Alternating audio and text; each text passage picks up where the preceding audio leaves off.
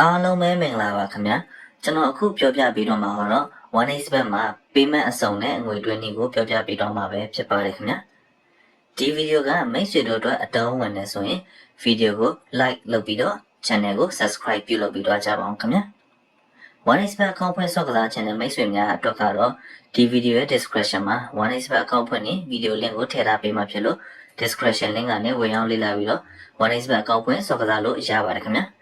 OneXBet မှာအခုငွေသွင်းပြီးတော့အခုချက်ချင်းပဲအကောင့်ထဲကိုငွေရောက်ချင်တဲ့မိတ်ဆွေများကတော့ Viber Telegram ဖုန်းနံပါတ်3998844335ကိုဆက်တွဲပြီးတော့ငွေသွင်းငွေထုတ်ကိုလာရောက်ပြုလုပ်လို့ရပါတယ်ခင်ဗျာကျွန်တော်တို့ OneXBet မှာငွေသွင်းဖို့အတွက် menu ကိုနှိပ်ပေးပါခင်ဗျာ deposit ကိုနှိပ်ပေးပါကျွန်တော်တို့အရင်ဆုံး KP နဲ့ငွေသွင်းနည်းကိုကြည့်အောင်ခင်ဗျာ KP ကိုနှိပ်ပေးပါကျွန်တော်ကဒီမှာနမူနာအချက်လက်တွေကိုဖြည့်ပြမှာဖြစ်ပါတယ်မိတ်ဆွေတို့ကတော့မိတ်ဆွေတို့ရဲ့အချက်လက်မှန်ကိုဖြည့်ပေးပါခင်ဗျာဒါမှမိတ်ဆွေတို့အကောင့်ထဲကိုငွေဝင်လာမှာပဲဖြစ်ပါတယ်အပေါ်ဆုံးမှာငွေသွင်းမဲ့ပမာဏကိုထည့်ပေးပါခင်ဗျာ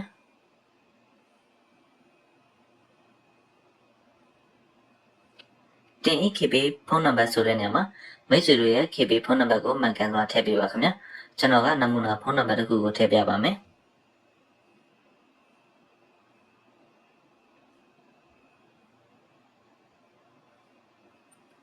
တင် KP အကောင့်ကန်ဆောင်လို့အမည်ဆိုတဲ့နေရာမှာမိတ်ဆွေတို့ရဲ့ KP အကောင့်အမည်ကိုမှန်ကန်စွာထည့်ပေးပါခင်ဗျာကျွန်တော်ကနမူနာနာမည်တစ်ခုကိုထည့်ပြပါမယ်ခင်ဗျာ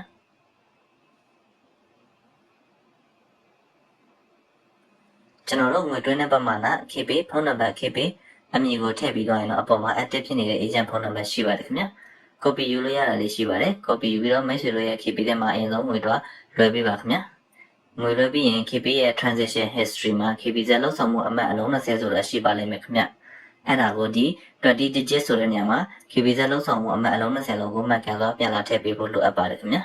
ကျွန်တော်ကဒီမှာနမူနာကဏ္ဍတွေကိုထည့်ပြမှာဖြစ်ပြီးတော့မိတ်ဆွေတို့ကတော့မိတ်ဆွေတို့ရဲ့ KPZ လောက်ဆောင်မှုအမှတ်အလုံး20လုံးကိုမှတ်ကန်စွာထည့်ပေးပါခင်ဗျာ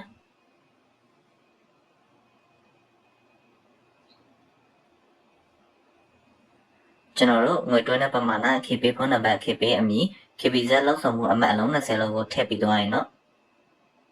confirm ကိုနှိပ်ပေးပါခင်ဗျာဒါဆိုရင်မိတ်ဆွေတို့ KP နဲ့ငွေသွင်းတာအောင်မြင်သွားမှာပဲဖြစ်ပါတယ်ခင်ဗျာမိတ်ဆွေရဲ့ account ထဲကို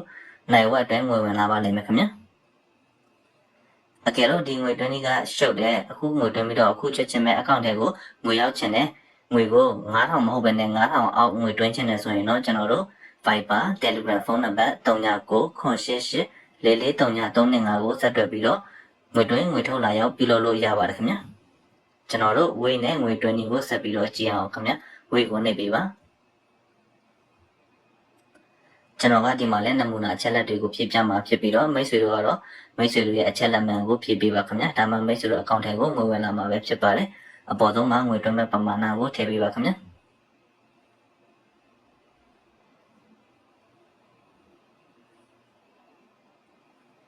တင်ဤ web page ဖုန်းနံပါတ်ဆိုတဲ့နေရာမှာမိတ်ဆွေတို့ရဲ့ web page ဖုန်းနံပါတ်ကိုမှန်ကန်စွာထည့်ပေးပါခင်ဗျာကျွန်တော်ကနမူနာဖုန်းနံပါတ်တစ်ခုကိုထည့်ပြပါမယ်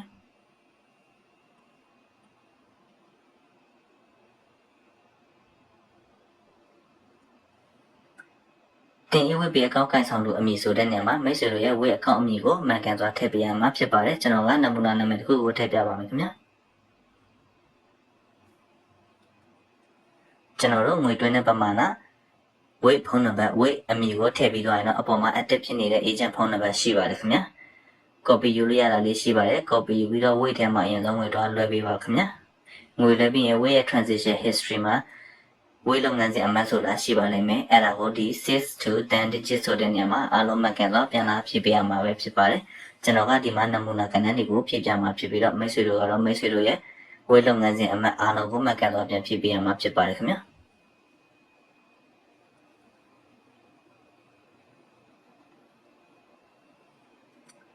ကျွန်တော်တို့ငွေသွင်းတဲ့ပမာဏ weight ဖုန်းနံပါတ် weight အမည် weight လုပ်ငန်းစဉ်အမှတ်အားလုံးကိုထည့်ပြီးသွားရင်တော့ confirm ကိုနှိပ်ပေးပါခင်ဗျာဒါဆိုရင်မိတ်ဆွေတို့ weight နဲ့ငွေသွင်းတာအောင်မြင်သွားမှာပဲဖြစ်ပါတယ်ခင်ဗျာမိတ်ဆွေတို့ account ထဲကိုနိုင်ဝက်အတွင်းငွေဝင်လာပါလိမ့်မယ်ခင်ဗျာကျွန်တော်တို့ banking နဲ့ငွေတွင်းတွေကိုအရင်ဆုံးဆက်ပြီးတော့ကြည့်အောင်ခင်ဗျ bank transfer ကိုနှိပ်ပြီးပါ select bank ကိုနှိပ်ပြီးပါခင်ဗျဒီမှာကျွန်တော်တို့ငွေတွင်းလို့ရတဲ့ဘဏ်လေးတွေပေါ်လာပါလိမ့်မယ်လောလောဆယ်ဒီမှာ AYA CB KBZ ရိုးမဘဏ်လေးတွေရှိပါတယ်ခင်ဗျကျွန်တော်ကဒီမှာ KBZ ကိုနမူနာယူပေးလိုက်ပါမယ်မိတ်ဆွေတို့ကတော့မိတ်ဆွေတို့ငွေတွင်းမဲ့ banking တွေကိုယူပေးပါခင်ဗျကျွန်တော်ကဒီမှာလည်းနမူနာအချက်လက်တွေပဲဖြည့်ပြမှာဖြစ်ပါတယ်မိတ်ဆွေတို့ကတော့မိတ်ဆွေတို့ရဲ့အချက်လက်မှန်ကိုဖြည့်ပေးပါဒါမှမိတ်ဆွေတို့အကောင့်ထဲကိုငွေဝင်လာမှာပဲဖြစ်ပါတယ်အပေါ်ဆုံးမှာငွေတွင်းမဲ့ပမာဏကိုထည့်ပေးပါခင်ဗျ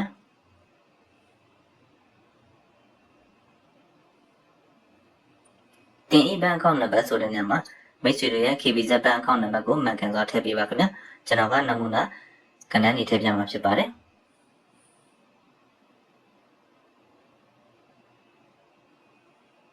တင် e-bank account ကန်ဆောင်သူအမည်ဆိုတဲ့နေရာမှာမိတ်ဆွေတို့ရဲ့ bank account အမည်ကိုမှန်ကန်စွာထည့်ပေးပါခင်ဗျကျွန်တော်ကနမူနာနာမည်တစ်ခုကိုထည့်ပြပါမယ်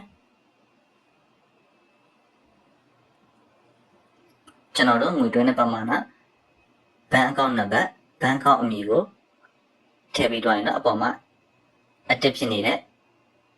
agent number ရှိပါတယ်ခင်ဗျ copy ယူလို့ရတာလေးရှိပါတယ် copy ယူပြီးတော့မိတ်ဆွေတို့ရဲ့ banking ထဲမှာအရင်ဆုံးငွေတော့လွှဲပေးပါခင်ဗျငွေလွှဲပြီးတော့ရင်ကျွန်တော်တို့ရလာတဲ့ transaction ID ကိုဒီ transaction ID ဆိုတဲ့နေရာလေးမှာအားလုံးကိုမှတ်ကန်စွာပြန်လာဖြည့်ပေးဖို့လိုအပ်ပါတယ်ခင်ဗျကျွန်တော်ကတော့နမူနာကဏ္ဍဒီကိုဖြည့်ပြမှာဖြစ်ပြီးတော့မိတ်ဆွေတို့ကတော့မိတ်ဆွေတို့ရဲ့ငွေလွှဲထားတဲ့ transaction ID ကိုအားလုံးမှတ်ကန်စွာဖြည့်ပေးပါခင်ဗျ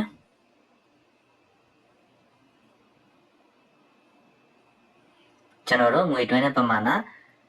bank account number bank account အမည်ငွေလွှဲထားတဲ့ transaction ID အားလုံးကိုဖြည့်ပြီးသွားရင်တော့ကျွန်တော်တို့ confirm ကိုနှိပ်ပေးပါခင်ဗျာဒါဆိုရင်မိတ်ဆွေတို့ banking နဲ့ငွေတွင်းတာအောင်မြင်သွားမှာပဲဖြစ်ပါတယ်မိတ်ဆွေတို့ account ထဲကိုနိုင်ဝက်တွင်ငွေဝင်လာပါလိမ့်မယ်ခင်ဗျာကျွန်တော်တို့ AYB နဲ့ငွေတွင်းတွေကိုဆက်ပြီးတော့ကြည့်အောင်ခင်ဗျာကျွန်တော်ဒီမှာလည်းနမူနာအချက်လက်တွေပဲဖြည့်ပြမှာဖြစ်ပါတယ်မိတ်ဆွေတို့ကတော့မိတ်ဆွေတွေအချက်လက်မှန်ကိုဖြည့်ပြီးပါဒါမှမိတ်ဆွေတို့ account ထဲကိုငွေဝင်လာမှာပဲဖြစ်ပါတယ်ခင်ဗျာအပေါ်ဆုံးမှာငွေတွင်းမဲ့ပမာဏကိုထည့်ပေးပါခင်ဗျာ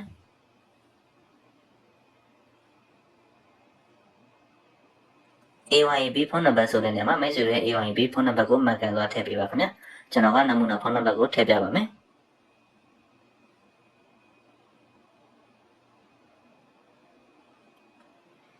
AYB အကောင့်ကိုင်ဆောင်လို့အမည်ဆိုတဲ့နေရာမှာမိတ်ဆွေရဲ့ AYB အကောင့်အမည်ကိုမှတ်ကန်စွာထည့်ပေးပါခင်ဗျာကျွန်တော်ကဒီမှာနမူနာနာမည်တစ်ခုကိုထည့်ပြပါမယ်ခင်ဗျာကျွန်တော်တို့ငွေတွင်းတဲ့ပမာဏAYB ဖုန်းနံပါတ် AYB အမည်ကိုထည့်ပြီးတော့ရင်တော့အပေါ်မှာ active ဖြစ်နေတဲ့ agent ဖုန်းနံပါတ်ရှိပါတယ်ခင်ဗျာ copy ယူလို့ရတာလေးရှိပါတယ် copy ယူပြီးတော့မိတ်ဆွေတို့ရဲ့ AYA account ထဲမှာငွေတော့လွှဲပေးပါခင်ဗျာငွေလွှဲပြီးတော့ရင်မိတ်ဆွေတို့ရဲ့ AYA transaction history မှာ AYA transaction ID ဆိုတာလေးရှိပါလိမ့်မယ်ခင်ဗျာအဲ့ဒါတွေကိုကျွန်တော်ဒီမှာ transaction ID ဆိုတဲ့နေရာမှာအားလုံးကိုမှတ်ကန်စွာပြန်လာဖြည့်ပေးဖို့လိုအပ်ပါတယ်ခင်ဗျာကျွန်တော်ကနမူနာကဏ္ဍနေဖြည့်ပြမှာဖြစ်ပြီးတော့မိတ်ဆွေတို့ကမိတ်ဆွေတို့ရဲ့ transaction ID အားလုံးကိုမှန်ကန်စွာဖြည့်ပေးပါခင်ဗျာ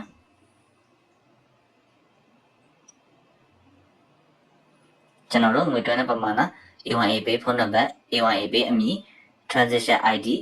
အားလုံးကိုဖြည့်ပြီးတော့ရင်တော့ confirm ကိုနှိပ်ပေးပါခင်ဗျာဒါဆိုရင်မိတ်ဆွေတို့ AYB နဲ့ငွေတွင်းတာအောင်မြင်သွားမှာပဲဖြစ်ပါတယ်မိတ်ဆွေတို့အကောင့်တွေကို15မိနစ်တွင်ငွေဝင်လာမှာပဲဖြစ်ပါတယ်ခင်ဗျာကျွန်တော်တို့ CBP နဲ့ငွေတွင်းတွေကိုဆက်ပြီးတော့ကြည့်အောင်ခင်ဗျာကျွန်တော်ကဒီမှာနမူနာအချက်လက်တွေကိုဖြည့်ပြမှာဖြစ်ပြီးတော့မိတ်ဆွေတို့ကတော့မိတ်ဆွေတို့ရဲ့အချက်လက်မှန်ကိုဖြည့်ပေးပါခင်ဗျာဒါမှမိတ်ဆွေတို့အကောင့်တွေကိုငွေဝင်လာမှာပဲဖြစ်ပါတယ်ခင်ဗျာအပေါ်ဆုံးမှာငွေတွင်းမဲ့ပမာဏကိုထည့်ပေးပါ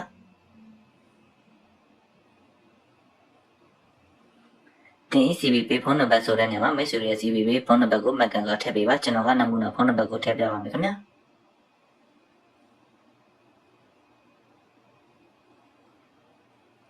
တင် CBP နာမည်ဆိုတဲ့နေရာမှာမိတ်ဆွေရဲ့ CBP အမည်ကိုမှန်ကန်စွာထည့်ပေးပါကျွန်တော်ကဒီမှာနမူနာနာမည်ကိုထည့်ပြပါမယ်ခင်ဗျာကျွန်တော်တို့ငွေတွင်းမဲ့ပမာဏ CBP ဖုန်းနံပါတ် CBP အမည်ကိုထည့်ပြီးတော့ရင်အပေါ်မှာ active ဖြစ်နေတဲ့ CBP ဖုန်းနံပါတ်ကို copy ယူပြီးတော့မိတ်ဆွေရဲ့ CBP ထဲမှာအရင်ဆုံးငွေတွင်းလွှဲပေးပါခင်ဗျာပြီးတော့ရလာတဲ့ transaction ID ကိုဒီ transaction ID ဆိုတဲ့နေရာမှာအားလုံးမှန်ကန်စွာပြန်လာဖြည့်ပေးဖို့လိုအပ်ပါတယ်ခင်ဗျာကျွန်တော်ကနမူနာကဏ္ဍတွေကိုဖြည့်ပြပါမယ်မိတ်ဆွေတို့ကတော့မိတ်ဆွေရဲ့ CBP transaction ID ကိုအားလုံးမှန်ကန်စွာပြန်ဖြည့်ပေးပါခင်ဗျာ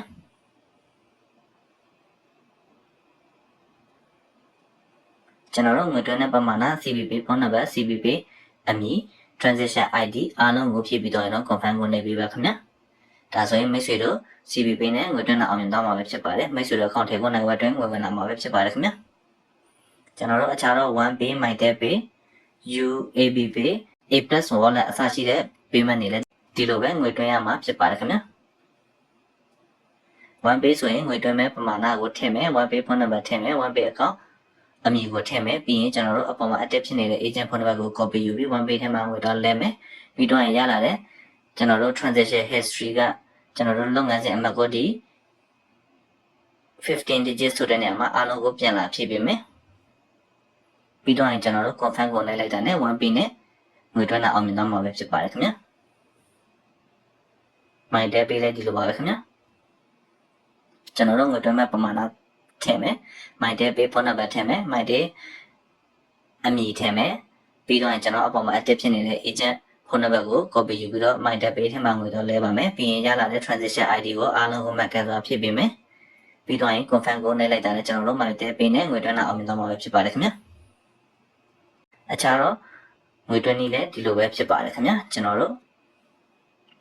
ငွေတွင်းမဲ့ပမာဏကိုထည့်မယ်A+ ဖုန်းနံပါတ်ထည့်မယ် A+ အမည်ကိုထည့်မယ်ပြီးတော့အပေါ်မှာ active ဖြစ်နေတဲ့ A+ နံပါတ်ကို copy ယူပြီး A+ ထဲမှာငွေတော့လွှဲမယ်ပြီးတော့ကျွန်တော်ရလာတဲ့ transaction ID အားလုံးကိုဒီမှာမှန်ကန်စွာပြန်ဖြည့်ပေးမယ်ပြီးတော့ confirm ကိုနှိပ်လိုက်တာနဲ့ A+ နဲ့ငွေတော့အောင်မြင်သွားမှာပဲဖြစ်ပါတယ်ခင်ဗျာဗီဒီယိုကိုအဆုံးထိကြည့်ရှုပေးတဲ့အတွက်အားလုံးကိုကျေးဇူးအထူးပဲတင်ရှိပါတယ်ခင်ဗျာဗီဒီယိုကမိတ်ဆွေတို့အတွက်အကျိုးရှိတယ်ဆိုရင်ဗီဒီယိုကို like လုပ်ပြီးတော့ channel ကို subscribe ပြုလုပ်ပေးတော့ကြပါဦးခင်ဗျာနောက်ထပ်လည်း one expand နဲ့ပတ်သက်တဲ့ update ဗီဒီယိုတွေကိုအမြဲတမ်းထပ်ပြီးတော့တင်ပေးသွားမှာပဲဖြစ်ပါတယ်ခင်ဗျာအားလုံးကိုကျေးဇူးအထူးပဲတင်ရှိပါတယ်ခင်ဗျာ